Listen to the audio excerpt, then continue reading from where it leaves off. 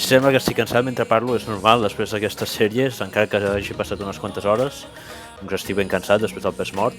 Podem veure que la tècnica és prominent del pes mort romanès, ja que tinc l'esquena així més o menys corbada, i cop de volta, pam, em pujo el cul i moc tot amb l'esquena. No faig gaire moviment de cames, però 140 quilos per 5, que és intens. Aquí ve la quarta repetició, ja comença a pesar. Igual ara vindrà la cinquena, on em deixo anar un bon crit. Seguim amb el següent pes mort. Ara us comento.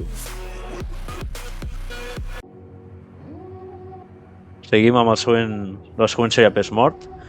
Aquí bàsicament és 9 sèries, 110 quilos, controlant la negativa, com estem veient. Molt dur, encara que no us sembli, no és tan dur com 140 per 5, però desgasta molt. Tercera repetició, es comença a notar, tremolós, el sistema nerviós, doncs ho està flipant. A més, com em preguntaven alguns què feia per gluti, doncs aquest no només és un exercici per esquena, sinó també és molt bon exercici pel gluti, encara que el meu objectiu és treballar l'esquena, però bé, no ve d'aquí, treballem el gluti, treballem tota la cadena posterior, esquena, gluti, femoral, bessons, tot s'implica. Aquí ja comença a costar, el pujo miraculosament, crec que en queden dues, si no m'he descomptat. Amoc, agafo aire, amunt, no, fins aquí. El vostre estimat Magí Bernat, salut!